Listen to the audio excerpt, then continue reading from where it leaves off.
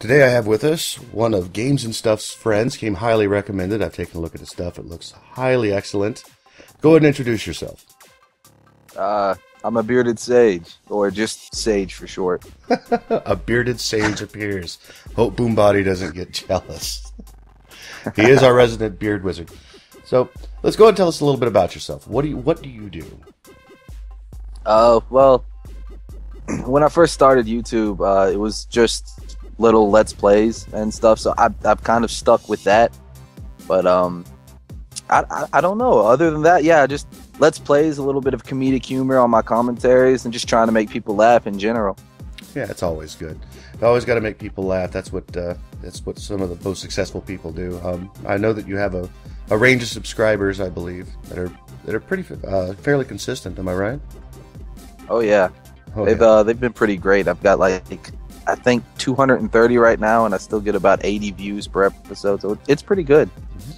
Yeah, okay. Well, you can find him at youtube.com/ABeardedSage and check out his latest content. I believe that you're doing Terraria right now? Yeah, it's not really an LP. It's the first time I've tried to branch out and do a different project. It's a little bit of a series in the Terraria world with one of my closest friends in real life. So it may not be the best, but we put a lot of work and time into it. So, well, see, that always shows. Can you imagine what would happen if you didn't? People look at it and be like, "What does this fool think he's doing?" You know. So, all right, and I imagine you're not like the other guests that I've had. You don't sound European. Where are you from? Surprisingly enough, I'm from Kentucky in the United States. Kentucky, huh? See her. That's not too bad. Born and raised. Kentucky's always a nice place to be. I've been through there a few times. I have to say the countryside's rather nice. Whenever you're YouTubing, or whenever you're not YouTubing, I should say, what exactly are you doing? Do you work with other people at all? Right now I have a dinky little job at Sam's Club. I work on the floor. Other than that, though, I spend most of my time just typical stuff. I try to hang out with my friends as much as possible to keep from going completely insane. And and I work a little bit on my personal writing. I wanted to be an author at some point in my life, so I do a lot of that. Oh, you do, huh? Oh, well, what kind of stuff do you like to write? I have a writer friend myself, but she sticks with like dark erotica, so there's a lot of vampire sex. What do you do? Well, not really erotica or anything. It's mostly just fantasy-based novels. I try to come into the sword, the might and magic kind of stuff. A lot of wizards, dragons, dialogue and stuff. The most recent book I started working on was actually about a werewolf. So it changes. It changes depending on the week. I see. Well, do you have a short story blog site that you post up on, or is it all just personal writing that you keep for yourself for release at a later date? Yeah, it's all personal stuff. I wouldn't be against starting like a blog or something. It's just I've never actually tried to do it. So, well, November was NaNoWriMo month. That's the one where you belt out a 50,000 word novel. Did you have you heard about that? No, that's the first I'd heard about it. Yeah, there's a website out there where every November, it was started by like 7 guys that are writers. Funnily enough, it'd be weird if they were like potters or something. But they got together and they're like, okay, we're going to we need to get the ideas out. So we're just going to do nothing but word vomit. So they take and they write a 50,000 word novel, and they've made a website because it's caught on worldwide. And you can write the novel on there, and it keeps track of all the words that you've used, so that way you can see where you're at in the progress. I'm not exactly sure if it's going to be like a year-long thing, but I know that it exists. I would go check that out, Google it up, that's for sure. I'll Google it as soon as this interview is done, that's for sure, so that way I can link it to IRC. Well, yeah, so you deal with fantasy stuff. That's got to be rather... I'm stumbling here, Luminari. Stop it. But that's got to be rather interesting. What is some of the stuff that you like to not necessarily write. What is like one of the favorite things that you've written in the past? What got you started into writing? That's a big one. Well, ever since I was young, I loved reading. I taught myself to read before I actually got into school. My mom and dad were really hands-on with that kind of thing. So I'd read a whole lot of books, and by the time I got into school, I was reading like on the 5th grade level. And so from there on, I was reading so much and falling in love with all these stories and different characters and authors and all this different like kind of fantasy stuff. Mostly was what I stuck to. And when I got older, when I was in about the 5th or 6th grade, I started trying my own hand at writing, and of course, it was pretty terrible. It was all really, really bad. I'll go back and read some of it, and I'm like, wow, I was awful at grammar. Well, hindsight's always 20/20, but you know what? If you practice at it, you'll become you'll become better. In fact, there's a 10,000 hour rule out there, and if you spend 10,000 hours on something that you love, you will become the best at it. That's why the Beatles became so successful. They spent a lot of time not being known and playing around in Germany. And when they finally broke out worldwide, it's right about the time when they put in their 10,000 hours. All they did was get up, go play a gig, go home, sleep. That's all they did. So that should be rather interesting. I'm sure you're really good at it. Your current Terraria stuff is story-based, like you said. Do you want to give them a glimpse of what the Terraria-based story is going to be about, or do you just want them to find out, or what you've already done? Well, I have no problems actually revealing a little bit of it without revealing too many spoilers. It was about 2 adventurers that were friends, and they've been friends for a very very long time.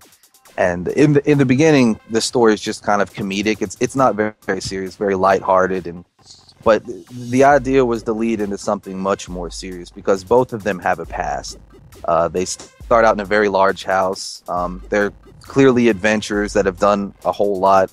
They fight one of the boss creatures that you can fight in Terraria, and they basically just tear it to pieces, which gives the audience a kind of an idea of how good they were back in the day. And so later on, I wanted to delve more into their past, and there's going to be a lot of different elements about why the 2 of them are together, why they don't have a family anymore. There'll be more talk about the lives that they used to live when they had wives and families, and so it'll get much more serious later on. Okay, so it's going to turn into like a mini drama with Terraria. That's going to be really cool. It's been really fun to put together. The writing part of it was really easy for me, but now actually having to go in and act all the scenes out, I found out that I am not a very good voice actor whatsoever. And editing is just a nightmare. It's a constant battle. Oh, I'm sure. Well, what do you use to edit with, if I may ask? Right now, all I have is Vegas Movie Studio. I have the HD11, and it was just the standard one that you pick up for $50. I don't have the Pro or anything, so I'm missing a lot of tools, but it gets the job done at the very least. I don't have a lot to work with, so I've tried to master the few tools that I have at my disposal. Well, that's what you've got to do. I know that I don't even have that stuff that I do, so I completely understand. If you watched my how to make videos cheaply video, you know exactly what I do. So, but let's go ahead and lead us into our next song. What do you got for us? What to start with? I have 3 gems that I really, really love. I think the first song will be The Silent Comedy, or Bartholomew by The Silent Comedy. And I think a lot of the fans will recognize it because it's the song from the Dark Souls trailer. Oh. But I'd actually known the band and the song before the trailer, and I really love a lot of their stuff. It's really folksy, but still rock. It's a good one. All right. Well, there we go. We're going to listen to Bartholomew by The Silent Comedy. And we're back. We're back with ABeardedSage. You can find him at youtube.com/ABeardedSage. And let's go ahead and talk about what you're doing now. We already talked about your Terraria story because that's one of the most interesting things that you're doing at the moment that I've seen. But what else are you working on? What games are you playing? Ooh, let's see. Well, we've got the recent Star Wars: The Old Republic. It's like just now coming out, and I pre-ordered it, and so did Games and Stuff and Wired Solaris. So we were thinking about doing a group playthrough of that game because it's going to be brand new. So there's a lot of stuff that people haven't seen, and for people that don't actually have the game but still love Star Wars, we were hoping that we might be able to get a little bit of an audience for that. So that's the newest play that we started up. Well, that's pretty cool. I know that the last video I recorded about 2 hours of Dungeon Defenders, and about an hour and a half of that is them waiting for their early access email. So there's been a lot of times where I had to stop, and there was a lot of cussing because, oh, it's not here yet. What's the deal? I thought it was 4 p.m. Eastern. No, it's 4 a.m. Eastern. No, it's 4 a.m. Pacific. And just a lot of like, why isn't it here yet? Like, it was like 5 o'clock in the morning Pacific, and they still didn't get it. It was horrible. Were you in the beta for the Old Republic? No, I did not get started in the beta. I had a whole mess of real life stuff that was getting in my way, but I heard a lot of really good things from Jamie and from Derek, so I was really excited about getting involved in that. Oh, go ahead. Oh no, I was just saying, yeah. Trying to make conversation going instead of you sitting there talking in silence, like, yes. Okay, well, I know I want to get into it. I'm just not necessarily willing to pay premium price for an MMO, but since it's done by BioWare, I know the story is going to be top notch. Have you heard anything about the story on it? From the people that have played and got like more into the beta, they said that the story was phenomenal. The stuff that they actually got involved, like they actually got to see before the beta kind of cut you off. They said that it is more than just a simple hook. It's like it'll be really, really anticipated for like hardcore Star Wars fans. Even if you don't want to play the game, just the story is really, really driving and powerful. So I'm excited. I want to be honest. No, I hope you're being honest. Don't lie to us. I understand. I know that my buddy Trevor, he was saying that even all the side quests are just as epic and cinematic as the normal quest. So I am looking forward to it, but I'm going to wait for the price drop and see how it goes. I've been playing MMOs for quite a long time, so I kind of know the trend. Something new comes out, everybody floods to it, and then it flops horribly. Like DC Universe, take that for example. You know, that was a severe disappointment. I will agree. Yeah, I was watching Total Halibut play it, but I kind of lost interest. And let's see here, that's a good one. There was another one that didn't even last very long. I know Global Agenda came out, and it wasn't more than like 4 months or 5 months afterwards they decided to go to a free-to-play model. So yeah, I know a lot of people are scared that the same thing is going to happen with the Secret World. Mm-hmm. They're really afraid that it's going to start off like really strong, and there's going to be a lot of people that are attracted to the cinematics and the idea of the story, the stuff that's been released so far.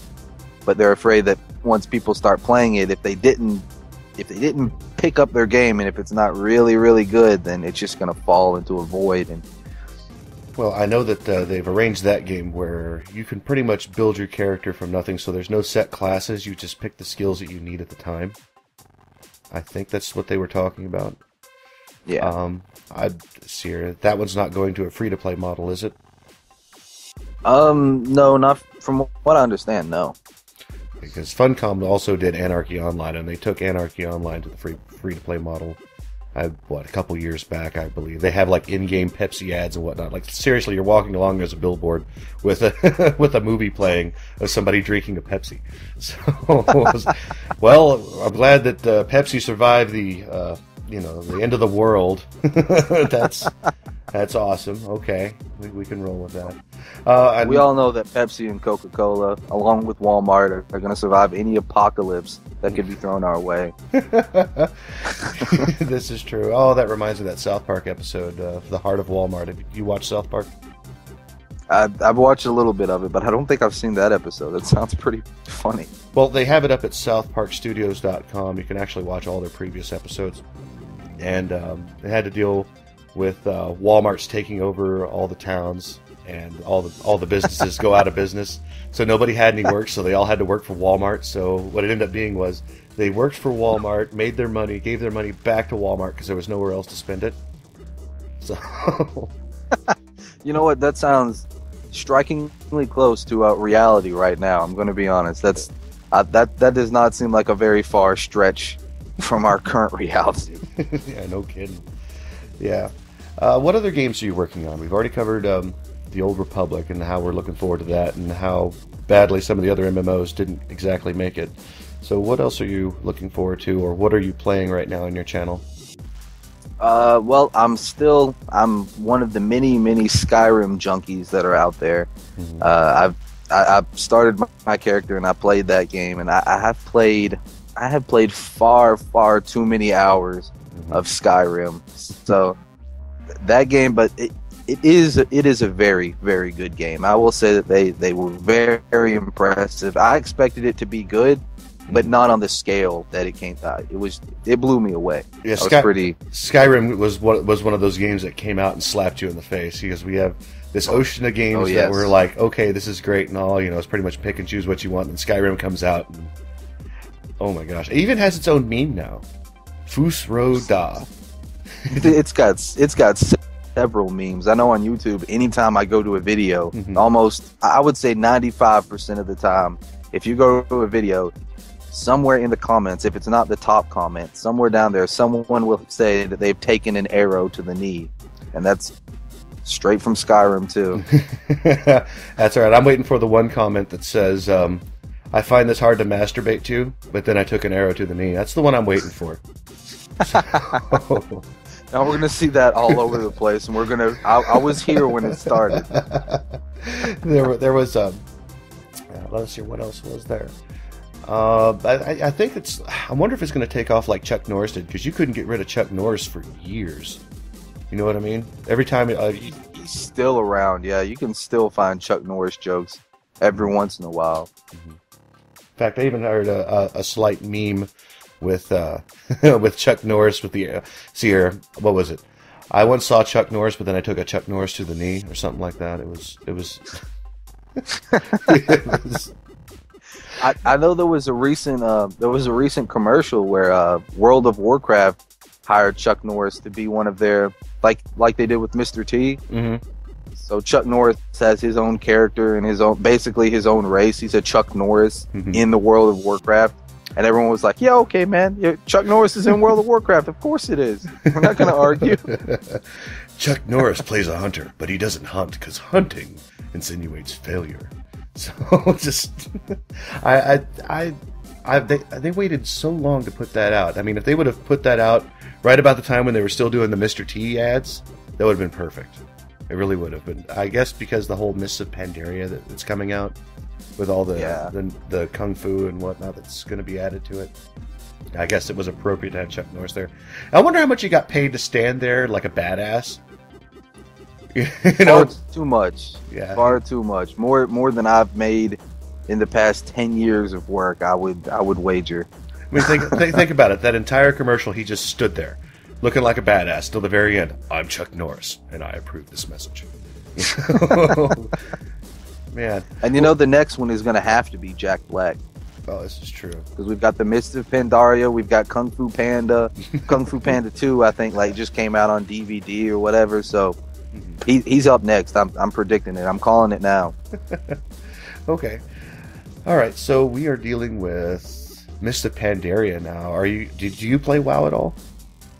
I did not. I did not get into World of Warcraft because I was you lucky bastard. Already.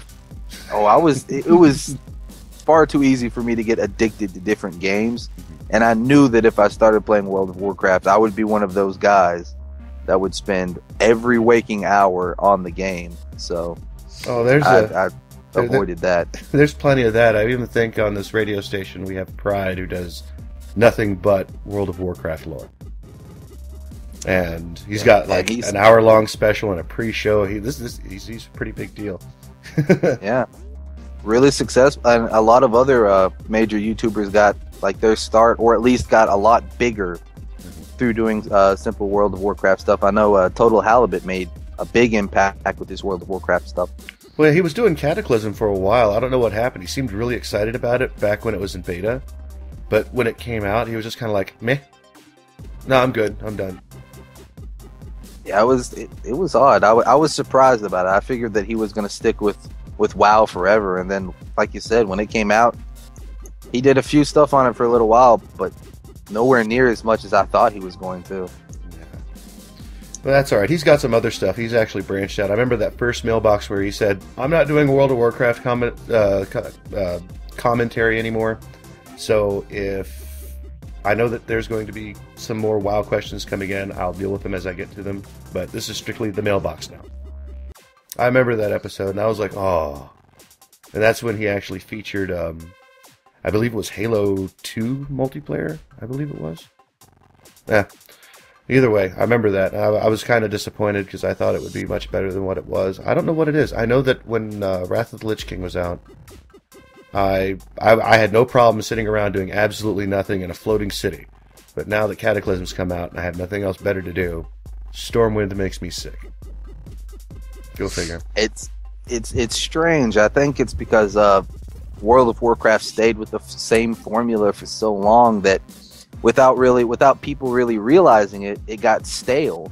And then they played the new expansion, and it was the same as the previous expansions. It was just the environment looked a little different because of the Cataclysm, but there wasn't enough of them to really to like renew their spark. So they just kind of lost interest in the game. That's my theory, at least. Right. Okay. Well, it's time to lead us into our next song. What would you like to hear, Sage? I think I am in the mood for Cruel Melody by Blacklight Burns. All right, here we go. Cruel Melody by Blacklight Burns. And we're back with ABeardedSage. You can find him at youtube.com/ABeardedSage. Check out his latest storyline Terraria stuff. And be gentle. Yeah. Be gentle. Okay, so what do you want to do with your channel? Oh my goodness, that is an incredibly open-ended question, and justly so. I don't want to point you in a particular direction. Do you want to do this? No. Do you want to do this? No. Do you want to do this? That sounds cool, but no. So what are your dreams? What do you want to do with YouTube, and especially with your channel, with your friends, and everything else? Well, I think that I'll always enjoy doing the Let's Plays because I've been an avid gamer forever, and all a Let's Play is just you play a game and you talk about like whatever you're doing, and then other people get to join in and they can laugh or they can feel frustrated if you can't figure out a puzzle in time, or they can feel like they can help you out by writing comments and stuff, which is really cool. So I'd love to do that forever, but I do have a lot of other like ideas. I don't have the funds to put them together, but one of the biggest things that I've been thinking about is I wanted to do kind of a mini, like a series.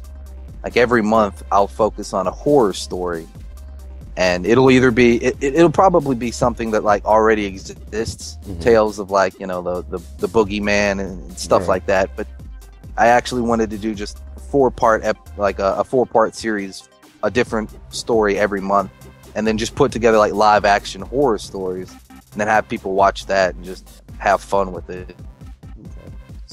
I'm really excited about doing that in the future. I've already got several stories that I've made myself, a couple of others that I've adapted from like pretty common horror themes.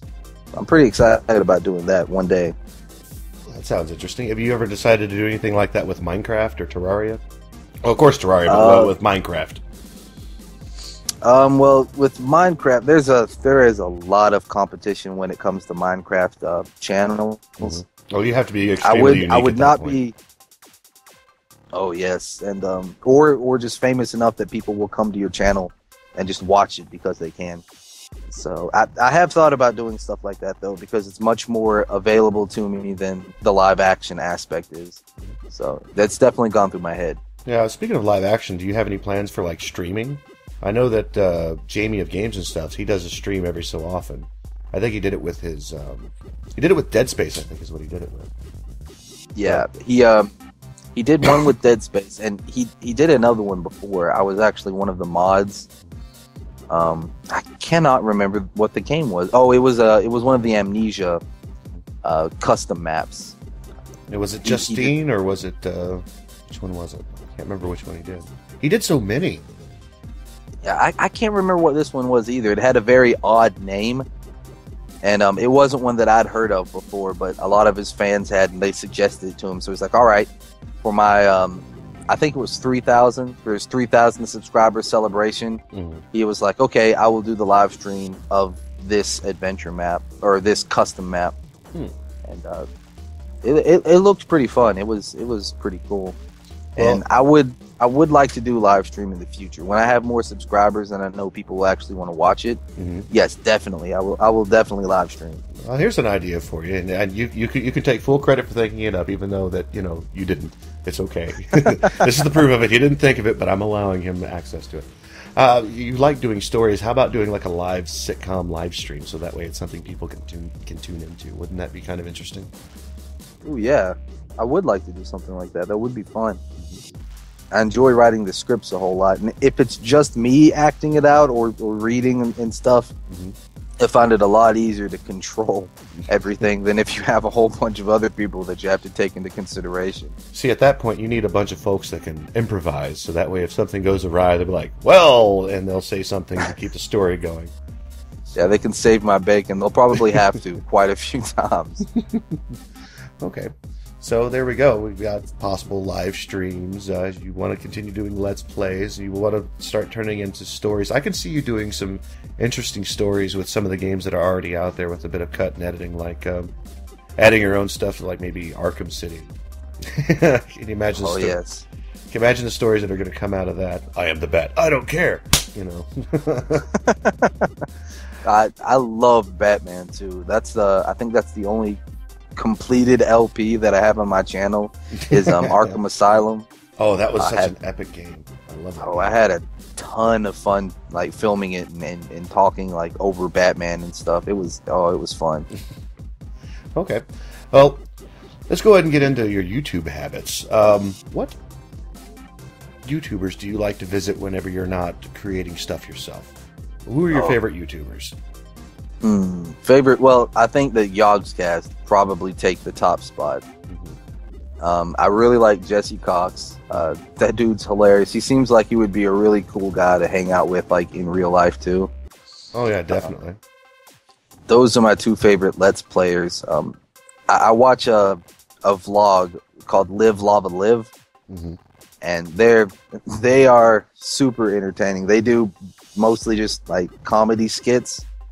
And their skits, they always have me rolling on the floor. They're so funny. I think those would be my three top spots. That's pretty awesome. All right. Well, are there any fans you want to give a shout out to or anything?